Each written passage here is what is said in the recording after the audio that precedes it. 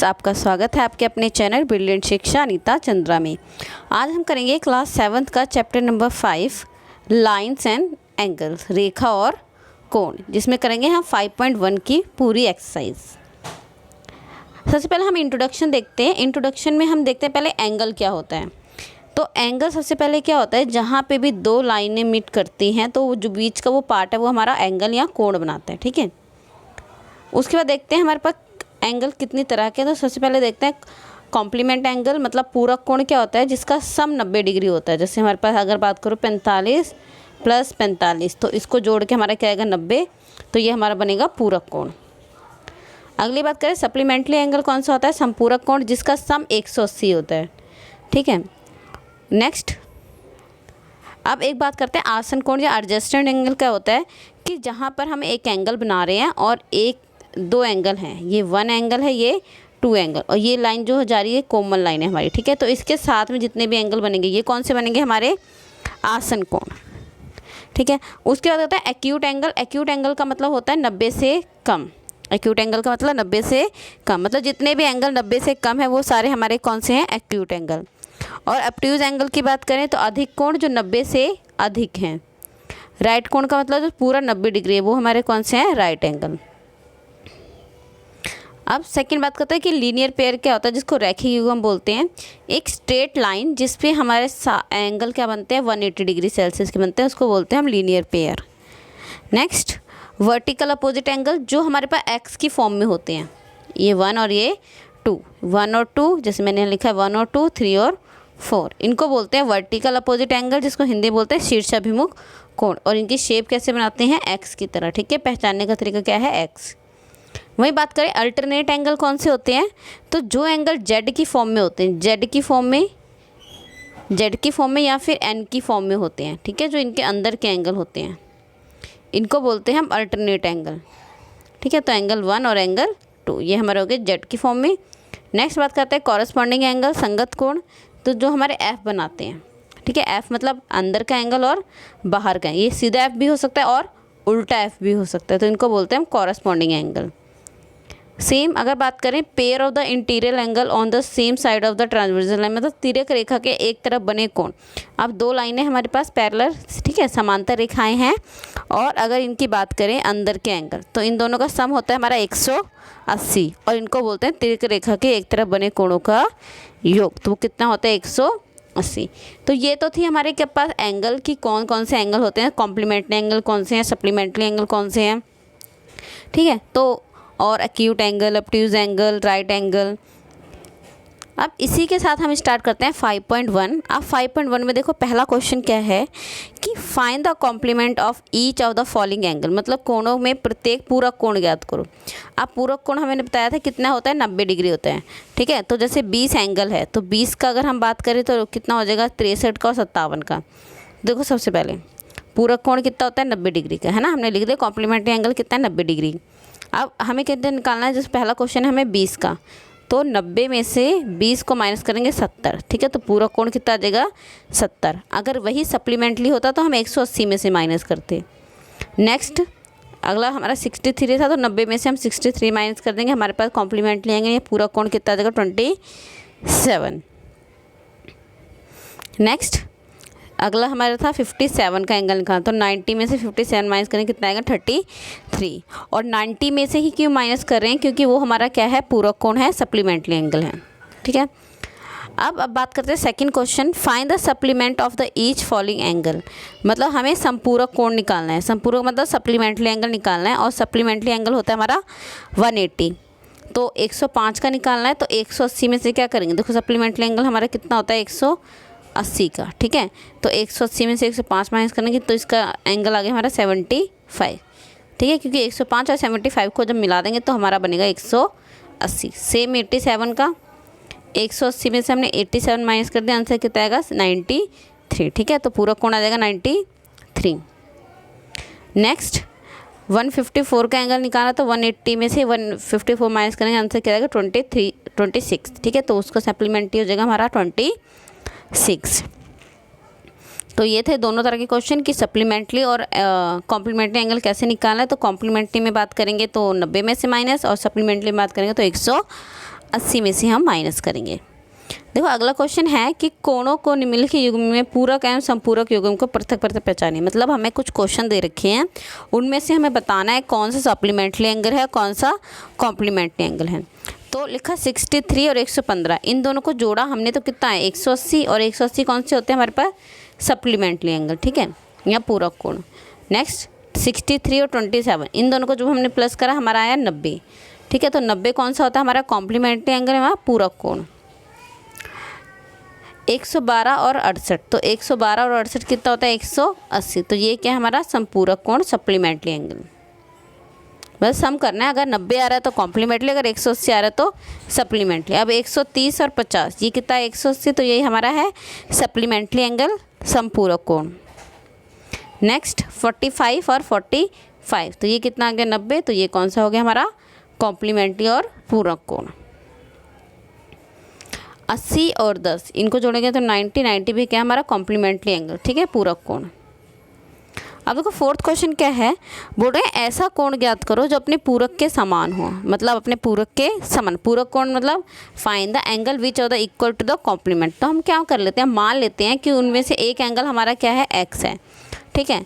अब equal angle हमने मान लिया क्या है एक्स। अब इक्वल एंगल एक्स है तो दूसरा भी कितना होगा एक्स ही होगा। और पूरक कोण बोल रहे हैं संपूरक पूरक बोल रहे हैं, कॉम्प्लीमेंट्री बोल रहे हैं।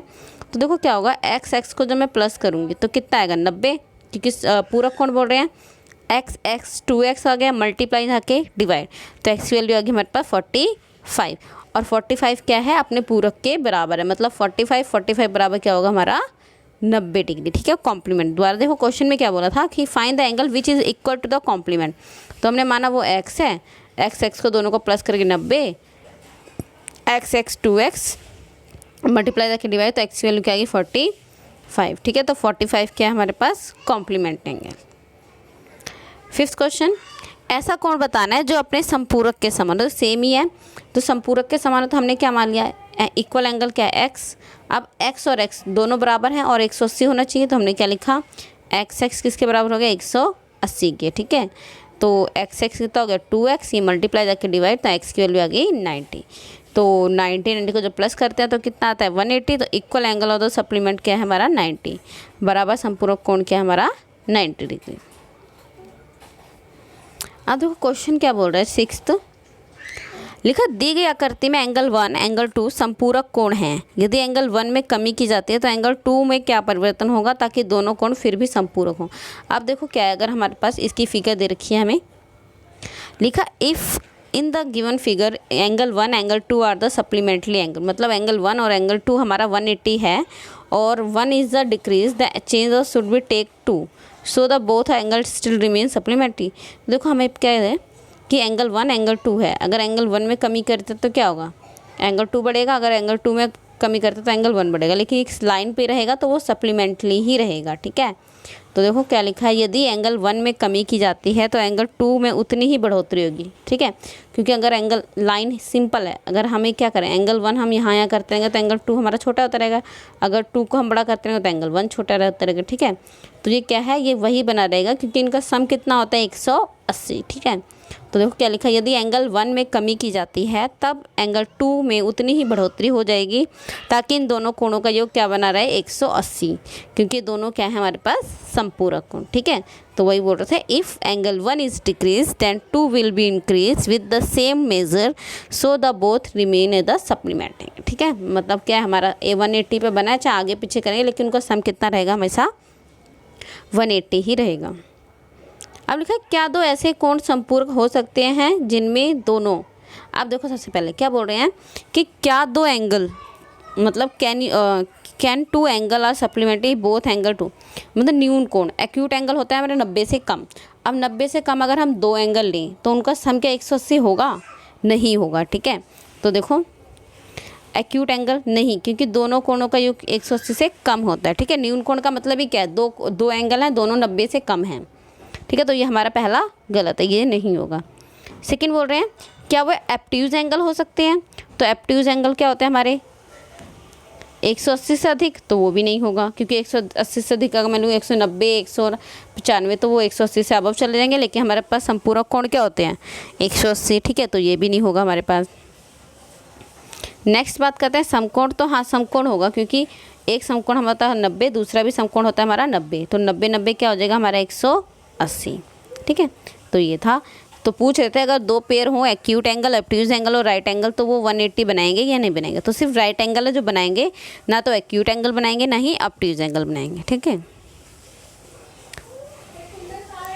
अब देखो हमें क्या बोल रहे हैं क्वेश्चन नंबर 9 में कि इन द एडजॉइनिंग फिगर, हमें ये एक फिगर दे रखी है। अब बोल रहे हैं एंगल बताना है कि है या नहीं। अब 1 एडजॉइनिंग एंगल 2, तो जो एंगल 1 है, एंगल 2 का क्या आसन कोण है, तो यस है, क्योंकि ओ सी क्या हमारी इसमें कोमल लाइन आ रही है। ठीक है, क्या आ रही है हमारे इसमें कोमल लाइन आ रही है। ठीक है, तो एंगल ए ओ सी का क्या है उभनिष्ठ रेखा है। तो आसन कोण देखो मैंने बताया था क्या होता है, ये लाइन है एक, ये बीच में से कोमल जा रही है, इन दोनों के साथ में जो एंगल बनते हैं वो हमारे क्या होते हैं एडजेसेंट एंगल होते हैं। ठीक है, आसन कोण होते हैं, तो वो है। अगला बोल रहे हैं कि ए ओ सी और ए ओ ई आसन कोण हैं। तो देखो ए ओ सी देख लेते हैं। अब यहाँ से ए ओ सी और ए ओ ई, तो ये हमारे आसन कोण नहीं है। ठीक है, 2 मिनट यहाँ देख ले पहले क्या बोल रहे हैं, ए ओ सी और ए ओ ई। ठीक है, तो ए ओ सी इस लाइन की बात कर रही है, और फिर इस पूरे के एंगल, तो ऐसा नहीं है, लाइक अलग अलग हैं लेकिन दोनों साथ में नहीं है। ठीक है, तो ये भी क्या हो जाएगा हमारा गलत, कि कोई भी उभनिष्ठ भुजा नहीं है। अब देखो लिखा है सी ओ ई और ई ओ डी, सी ओ ई और ई ओ डी रेखिक युग्म बनाते हैं कि नहीं, सी ओ ई और ई ओ डी। अब देखो सी ओ ई मतलब एंगल 2 और सी ओ डी, तो यस ये रेखिक युग्म बना रहे हैं, 180 का एंगल बना रहे हैं। ठीक है, अब लिखा है बी ओ डी और डी ओ ई संपूरक है, मतलब इनका सम 180 है या नहीं। बी ओ डी और D O B, B O D और ए ओ डी, तो ये क्या बनाएंगे 180 बना रहे हैं, यस बना रहे हैं। ठीक है, क्योंकि लीनियर पेयर है तो क्या कर रहे हैं, यस ये फॉर्म कर रहे हैं। अब बोल रहे हैं एंगल 1 का शीर्ष अभिमुख कोण एंगल 4 है, मतलब एंगल 1 और एंगल 4 देखते हैं कौन से एंगल बना रहे हैं हमारे। अब देखो एंगल 1 और एंगल 4 तो एक्स की फॉर्म में बना रहे हैं, तो यस ये है। ठीक है ना। और एंगल 5 का, अब एंगल 5 का बोल रहे हैं कि शीर्ष अभिमुख कोण क्या होगा। अब एंगल 5 को देख लेते हैं पहले है कहाँ पे। अब एंगल 5 ये है, इसका क्या होगा 2 और 3, तो मैं इसको सी ओ बी भी लिख सकती हूँ। ठीक है, तो यहाँ पे क्या हो गया कि यस सी ओ बी क्या है हमारा, उसका वर्टिकल अपोजिट एंगल है। ठीक है, तो यहाँ क्वेश्चन पूछे थे कि कौन कौन से हैं कौन कौन से नहीं, तो फिगर में से हमें देख के बताने थे। अब लिखे पहचाने की कोणों के कौन से युग्म हैं। अब शीर्षाभिमुख कोण बताने और रैखिक युग्म बताने इस फिगर में से, है ना। तो देखते हैं, तो शीर्षाभिमुख कोण, शीर्षाभिमुख मतलब वर्टिकल अपोजिट एंगल जो एक्स बना रहे हैं। तो एक्स देखो ये वाली लाइन बना रही है हमारे पास, फिगर को लेके चलते हैं, ये वाली लाइन हमारे पास एक्स बना रही है। तो एंगल 5 और 2 और 3 ये बना रहे हैं हमारे पास वर्टिकल अपोजिट, और एंगल 1 और एंगल 4 बना रहे हैं, और तो कोई एंगल नहीं बना रहे, तो हमने लिख दिया। ठीक है, नेक्स्ट क्या बोल रहे हैं रैखिक युग्म। आप देखो रैखिक युग्म कौन कौन से बनाएंगे, एक तो ये लाइन बनाएगी, एक ये लाइन बनाएगी। ठीक है, फिर ये लाइन बनाएगी, फिर नीचे वाली लाइन बनाएगी, तो जिसमें हमारा 180 का बनता है। तो देखो एंगल 1 और एंगल 5, एंगल 1 और एंगल 5 ये पूरा 180 बना रहे हैं। ठीक है, नेक्स्ट एंगल 1 2 और 3, 1 2 और 3, तो यहाँ से भी 180 बनेगा और यहाँ से भी 180 बनेगा। ठीक है, तो ये क्या हमारे रैखिक युग्म बना रहे हैं। अब बोल रहे हैं आकृति में 1 और 2 आसन कोण है, कारण बताओ, मतलब बताना है, रीज़न बताना है कि ये आसन कोण है या नहीं, मतलब एडजेसेंट एंगल है या नहीं। तो बच्चा देखो यहाँ पे ये हमारा जेड बना रहा है, और जेड बनाती है, ये हमारे अल्टरनेट एंगल तो हो सकते हैं बट एडजेसेंट एंगल नहीं हो सकते, क्योंकि इनका कोई भी पॉइंट कॉमन नहीं है। जैसे हम बात कर रहे थे यहाँ पे, तो ये वाला पॉइंट हमारा कॉमन होता है, बट इसमें कोई भी पार्ट हमारा कॉमन नहीं है। ठीक है, अलग अलग बिंदु, इसलिए वो आसन कोण नहीं है। 12वां क्वेश्चन बोल रहे हैं निम्नलिखित में से कोण एक्स वाई और जेड का मान निकालना है। तो देखो यहाँ पे ये एक्स वाई और जेड, तो हमने देखा एंगल जो एक्स है वो एंगल वाई के अपोजिट है और एक्स बना रहा है, तो ये कौन से एंगल हो गए वर्टिकल अपोजिट एंगल। ठीक है, तो एक्स हमारा हो गया 55। वही देखते हैं 55 और वाई, इन दोनों का सम कितना होगा 180, तो मैं लिख दिया लीनियर पेयर, और ये प्लस में जाकर माइनस, तो वाई हमारा हो गया 125। सेम अगर हम जेड की बात करें तो जेड वाई के बराबर होगा, वाई हमारा आ गया 125, तो हमारे पास जेड भी कितना होगा 125, वर्टिकल अपोजिट एंगल। तो यहाँ से देखो हमारे पास एक्स आ गया 55, वाई आ गया 125 और जेड आ गया 125। नेक्स्ट क्वेश्चन, इसमें भी देखो हमें एक्स वाई और जेड तीनों के मान निकालने हैं। तो पहले देखते हैं जो जेड है वो एक्स बना रहा है, ठीक है। तो हमारे पास जेड कितना हो गया 40, तो इसको लिखेंगे वर्टिकल अपोजिट एंगल क्योंकि एक्स बना रहा है यहाँ पे। देन अगर हम यहाँ पे देखें कि एक्स 25 और जेड ये तीनों हमारा लीनियर पेयर बना रहा है, तो लीनियर पेयर बना रहा है, ठीक है। तो यहाँ पे हमने करा एक्स की जगह एक्स, 25 की जगह 25 और जेड की वैल्यू क्या है 40, तो यहाँ 40 लिख दिया। 25 और 40 को जोड़ा 65, ये प्लस है जाके हमने माइनस कर दिया, तो एक्स की वैल्यू आ गई 115, कितने आ गए 115। अब 40 और वाई, अब 40 और वाई देखते हैं क्या बना रहे हैं। 40 और वाई नीचे से लीनियर पेयर बना रहा है, तो ये प्लस है जाके माइनस, तो वाई की वैल्यू आ गई हमारी 140, कितने आ गई वाई की वैल्यू 140, ठीक है। तो एक्स हमारा हो गया 115, वाई हो गया 140, जेड भी होगा कितना 40, ठीक है। अब इसका लास्ट क्वेश्चन है हमारा कि fill in the blanks fill करने हैं। लिखा यदि दो कोण पूरक हैं तो उनके मापों का योग, मतलब if two angle are complement, मतलब दो एंगल अगर कॉम्प्लीमेंट है तो उनका सम कितना होगा 90, ठीक है। मैंने आपको पहले ही बताया जो कॉम्प्लीमेंट्री एंगल है उनका सम कितना होता है हमारा 19। बोल रहे यदि दो कोण संपूरक हैं तो उनके मापों का योग कितना होगा, मतलब अगर टू एंगल सप्लीमेंट हैं तो उनका सम कितना होगा 180, कितना होगा हमारा 180, ठीक है। बोले रैखिक युग्म बनाने वाले कोण डैश होते हैं। अब देखो रैखिक युग्म, ये रैखिक युग्म बना रहे हैं, इनका सम कितना होता है 180, तो ये क्या होते हैं हमारे संपूरक होते हैं, सप्लीमेंट्री एंगल होते हैं, ठीक है। The angle of forming of the linear pair the supplementary angle.